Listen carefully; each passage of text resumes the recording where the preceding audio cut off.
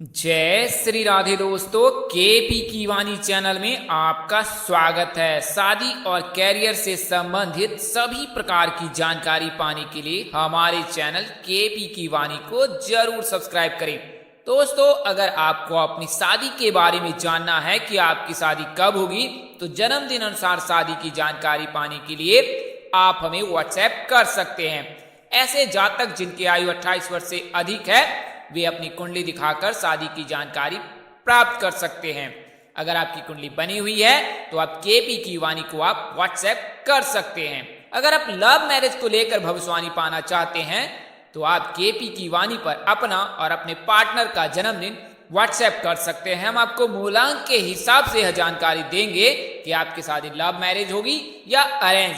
अगर रिप्लाई करने में देरी होती है तो आप निराश बिल्कुल ना हो, क्योंकि आपको जवाब जरूर दिया जाएगा। समय के अभाव के चलते आपको यथाशीघ्र जवाब देने में असमर्थ हूं, इसके लिए आप लोगों से हाथ जोड़कर क्षमा प्रार्थी हूं। आप त्वरित जानकारी के लिए व्हाट्सएप पर संपर्क कर सकते हैं।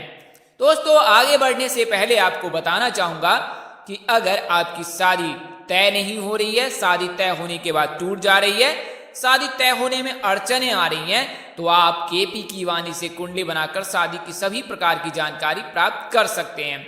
इसमें आपको आपकी शादी कब होगी, कहाँ होगी, कैसे होगी, किससे होगी, किस दिशा में होगी, कितनी दूर पर होगा ससुराल, किस नाम से शादी होगी, किस राशि से करनी चाहिए, जीवन साथी का रंग रूप स्वरूप स्वभाव और कैरियर। आपका कैरियर, अगर आप लव मैरिज करना चाहते हैं तो माता पिता की सहमति मिलेगी कि नहीं मिलेगी, शादी में आ रहे दोष को दूर करने के उपाय, यह सभी जानकारी आपको कुंडली बनाकर दी जाएगी।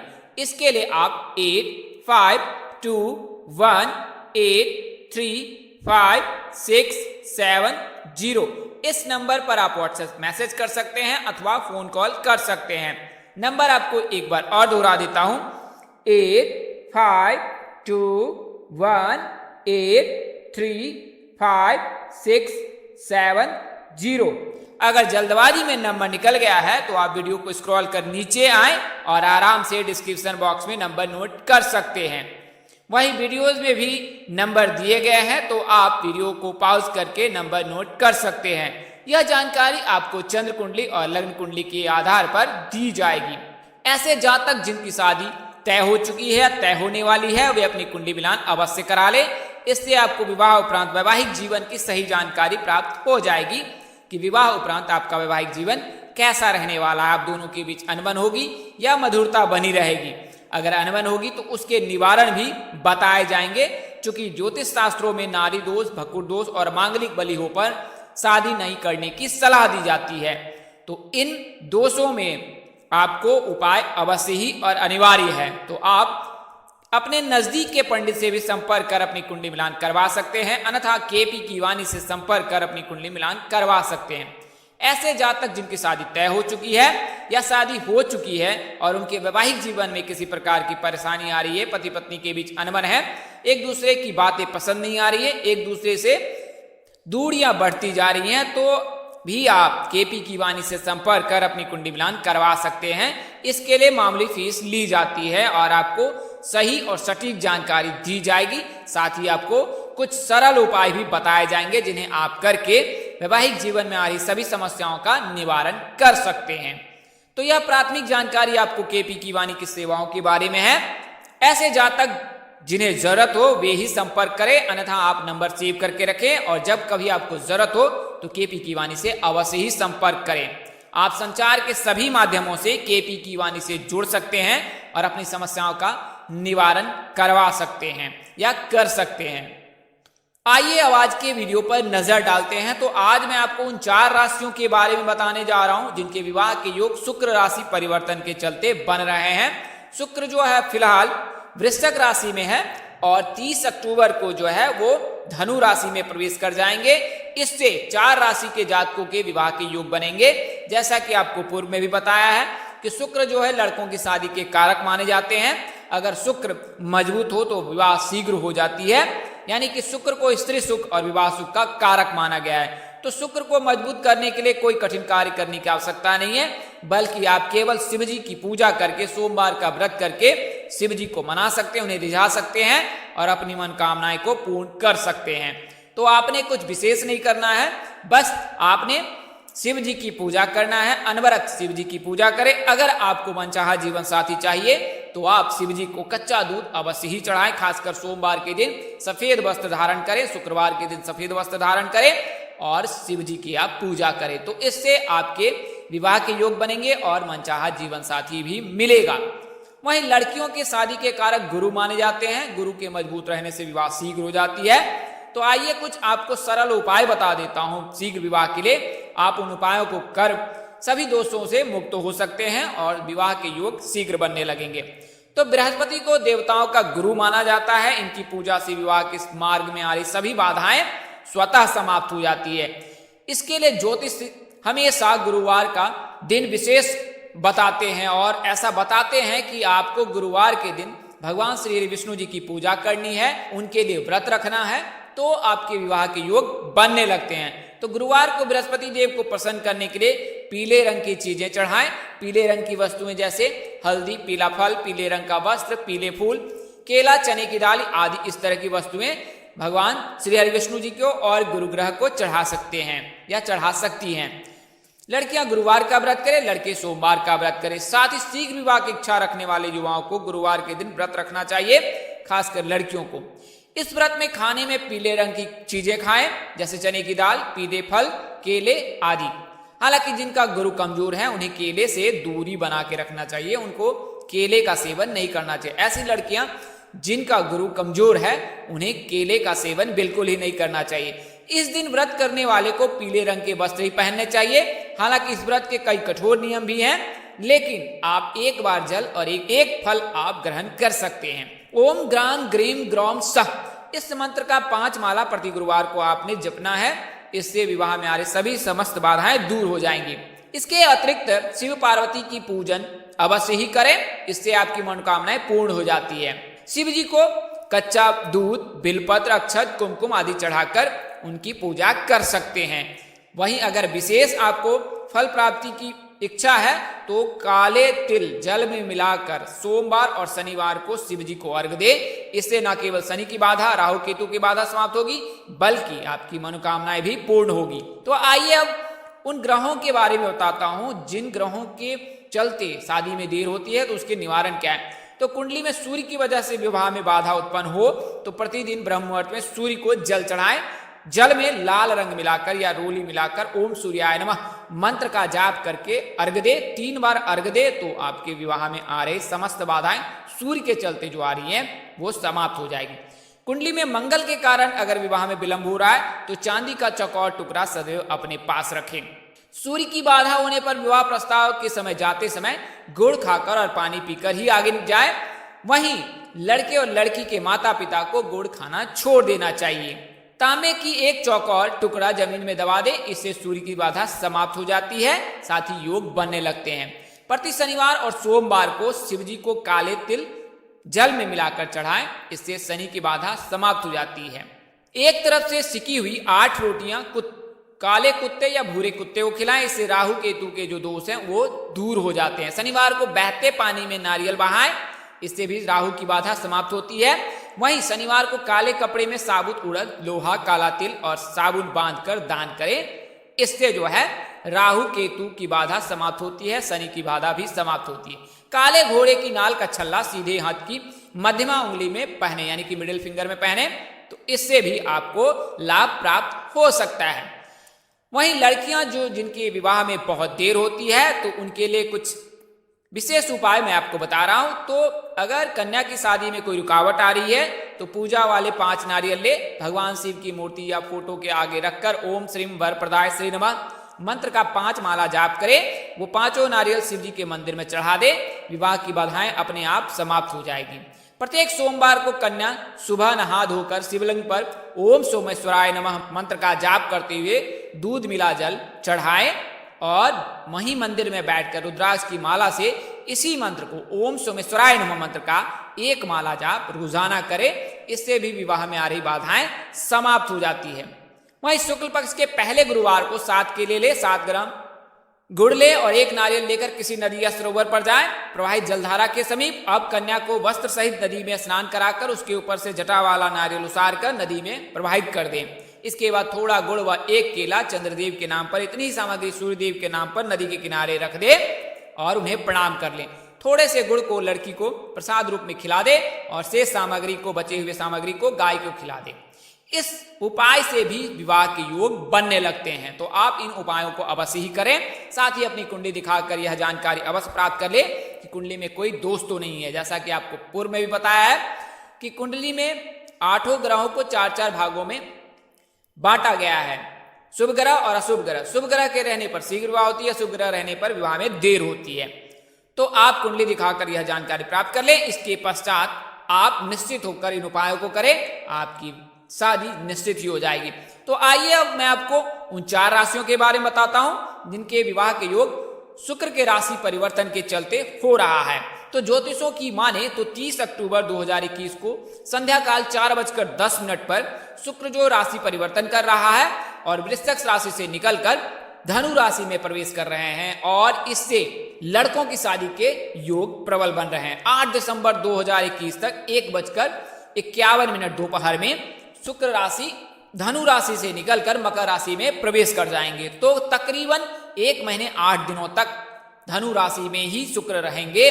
तो इस वजह से न केवल धनु राशि बल्कि वृषभ राशि, तुला राशि और मीन राशि के जातकों के भी विवाह के योग बन रहे।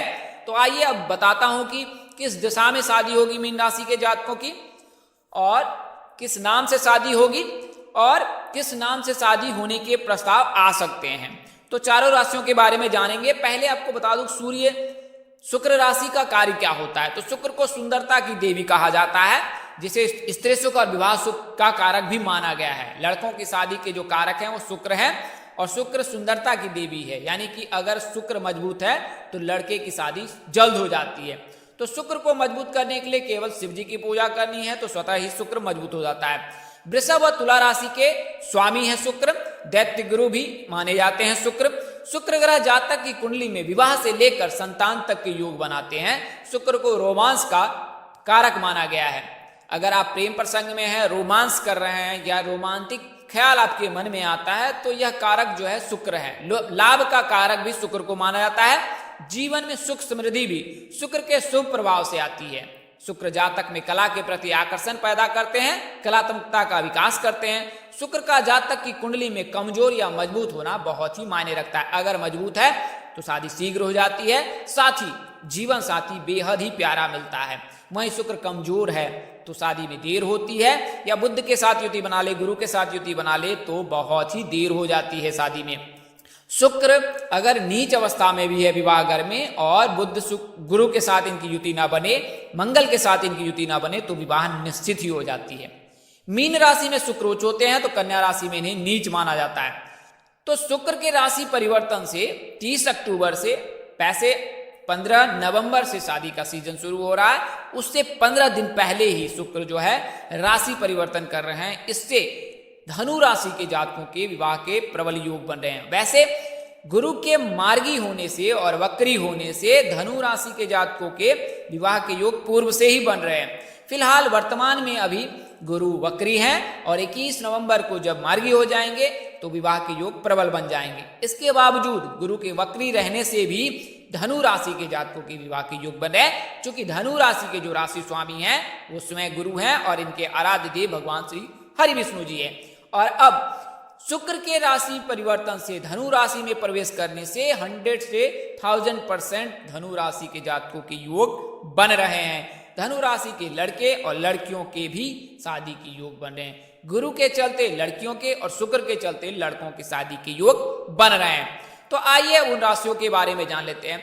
तो पहली राशि वृषभ है, इनके राशि स्वामी शुक्र ही है। राशि नाम अक्षर ब और व से शुरू होता है। राशि स्वामी शुक्र है। आराध्य देवी माँ दुर्गा है। भाग्यशाली रंग इनके सफेद है। भाग्यशाली अंक 2 और 7 है। राशि धातु लोहा और शीशा है। राशि शुभ रत्न हीरा है। राशि स्वभाव स्थिर है। राशि अनुकूल वार शुक्रवार, बुधवार तथा शनिवार है। राशि अनुकूल रत्न हीरा, पन्ना तथा नीलम है। अनुकूल दिशा दक्षिण पश्चिम है। राशि तत्व पृथ्वी है। तो बी अक्षर से शुरू होने वाले लड़के और लड़की की राशि वृषभ होती है। इनके शादी के योग 23वें वर्ष से बनते हैं। शादी दक्षिण पूर्व दिशा में और TGHPIC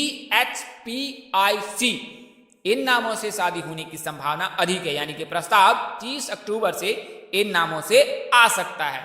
मकर राशि के जातकों से विवाह करना आपके लिए उत्तम है। अगली राशि तुला राशि है। तो राशि नाम अक्षर आर से शुरू होता है। इनके राशि स्वामी शुक्र है। आराध्य देव माँ दुर्गा ही है। भाग्यशाली रंग इनका सफेद है। भाग्यशाली अंक 2 और 7 है। राशि धातु लोहा चांदी है। राशि शुभ रत्न हीरा है। अगर आप हीरा धारण करते हैं तो आपके विवाह के योग प्रबल बनेंगे। हालांकि ऐसा कोई अनिवार्य नहीं है कि आपके पास पैसे नहीं है तो आपको हीरा धारण ही करना चाहिए। आपने शिव जी की पूजा करनी है और भगवान श्री हरि विष्णु जी की पूजा करनी है तो भी आपके योग बनने लगेंगे। वैसे जो सबल हैं, आर्थिक रूप से मजबूत हैं, हीरा धारण कर सकती हैं या कर सकते हैं। एक रत्ती हीरा आप धारण करें मध्यमा उंगली में। राशि स्वभाव चर है। राशि अनुकूल वार बुधवार शुक्रवार था शनिवार है। राशि अनुकूल रत्न हीरा पन्ना था नीलम है। अनुकूल दिशा आपके लिए दक्षिण है। राशि तत्व वायु है जबकि राशि प्रकृति सम है। तो आर अक्षर से शुरू होने वाले लड़के और लड़की की राशि तुला होती है। इनकी शादी के योग 20वें वर्ष से बनते हैं। शादी आग्नेय कोण यानी दक्षिण पूर्व दिशा में होने की संभावना रहती है। GMRST नाम के जातकों से विवाह होने की प्रबल संभावना है। मिथुन राशि के साथ इनका संबंध बेहतर होता है और दोस्ताना होता है। तो अगर तुला राशि के जातक है तो मिथुन राशि के जातकों से विवाह करें तो ज्यादा उत्तम होगा। अगली राशि धनु राशि है। तो जैसा आपको पहले बताया, इनके राशि स्वामी बृहस्पति हैं। आराध्य देव श्री विष्णु नारायण जी है। राशि नाम अक्षर भौ एवं भौ से होता है। भाग्यशाली अंक इनके लिए पीला है। भाग्यशाली अंक 9 और 12 है। राशि धातु कांस्य है। राशि शुभ रत्न पुखराज है। तो आप पुखराज धारण कर सकते हैं या कर सकती हैं। राशि स्वभाव द्विस्वभाव है। राशि अनुकूल वार गुरुवार तथा रविवार है। राशि अनुकूल रत्न पुखराज तथा माणिक्य है। अनुकूल दिशा आपके लिए पूर्व है। राशि तत्व अग्नि है और राशि प्रकृति पित्त है। तो भौ नाम के लड़के और लड़की की राशि धनु होती है। इनकी शादी के योग 21वें वर्ष से बनते हैं। चूंकि गुरु के राशि परिवर्तन से और अब शुक्र के राशि परिवर्तन से भी धनु राशि के जातकों के विवाह के योग बनेंगे। इस नाम के लड़के और लड़की की शादी STI नाम से होने की संभावना अधिक है। हालांकि अगर शादी मेष राशि से आप करें तो ज्यादा बेहतर है। धनु की राशि की तरह मीन राशि के राशि स्वामी भी गुरु हैं और आराध्य देव श्री नारायण हरि विष्णु जी हैं। इनका नाम अक्षर 2 और 4 से होता है। भाग्यशाली रंग इनके लिए पीला है। भाग्यशाली अंक 9 और 12 है। राशि धातु कांस्य है। राशि शुभ रत्न पुखराज है। तो आप पुखराज धारण कर सकते हैं। राशि स्वभाव द्विस्वभाव है। राशि अनुकूल वार गुरुवार सोमवार तथा मंगलवार है। राशि अनुकूल रत्न पुखराज मोती तथा मूंगा है। अनुकूल दिशा उत्तर है। राशि तत्व जल है और राशि प्रकृति कफ है। तो डी नाम के जातकों की जो राशि होती है वो मीन होती है। इनकी शादी के योग 21वें वर्ष से बनते हैं। शादी उत्तर पूर्व दिशा में होने की संभावना बन रही है और SGV नाम के जातक से आपके विवाह प्रस्ताव आ सकते हैं। आपके लिए भी मेष राशि का जातक शुभ है, यानी कि आपका और मेष राशि के जातकों के बीच दोस्ताना संबंध रहता है। तो आप मेष राशि के जातक से अगर विवाह करते हैं तो यह ज्यादा उत्तम होगा। तो दोस्तों, मैंने आपको इस वीडियो में 4 राशियों के बारे में बताया हूं जिनके विवाह के योग शुक्र राशि परिवर्तन के चलते हो रहा है। तो आप इस वीडियो में बताई गई जानकारी ज्योतिष पंचांग मान्यताओं और धर्म ग्रंथों से दी गई है। हमारा उद्देश्य महज आपको सूचना पहुंचाना है। आप इसे सूचना हेतु ले। इसके अतिरिक्त अगर आप इनको मानते अपनाते अथवा उपयोग करते हैं तो इसके आप स्वयं जिम्मेदार हैं। आप चाहे तो KP की वाणी से संपर्क करें, अन्यथा अपने नजदीक के किसी प्रकार पंडित अथवा ज्योतिष से संपर्क कर सकते हैं। यह जानकारी ग्रह राशि परिवर्तन से दी गई है। व्यक्ति विशेष पर यह निर्भर नहीं करता है। इस तरह की अन्य वीडियो देखने के लिए हमारे चैनल के डैशबोर्ड अथवा प्लेलिस्ट पर जाएं और अपनी राशि अनुसार वीडियो जरूर देखें। तो दोस्तों, आपको यह जानकारी कैसे लगी, लाइक कर, कमेंट कर, शेयर कर हमें जरूर बताएं। अगर आप मेरे चैनल पर पहली बार विजिट कर रहे हो तो चैनल को सब्सक्राइब कर लें। माता रानी के पास आपके चेहरे पर हमेशा मुस्कान बनी रहे। आप सब परिवार स्वस्थ एवं सुखी रहें। आप सभी के प्यार और स्नेह के लिए आप सबको हृदय से धन्यवाद करता हूं। आप लोग इसी तरह हमारे साथ जुड़े रहें। इन्हीं शुभकामनाओं के साथ आपसे विदा लेता हूं कि जल्द एक नए वीडियो और एक नई जानकारी लेकर आपके समक्ष हाजिर रहूंगा। तब तक के लिए इस नाचीज दोस्त को इजाजत दे। आप जहां रहे मस्त रहे, स्वस्थ रहे, व्यस्त रहे। माता रानी की असीम कृपा आप पर बनी रहे। परमपिता परमेश्वर आपको सद्बुद्धि, सत्मार्ग और आगे बढ़ने की शक्ति दे। नमस्कार, जय श्री राम दोस्तों, जय श्री कृष्णा, जय माता दी, जय वाहिगुरु।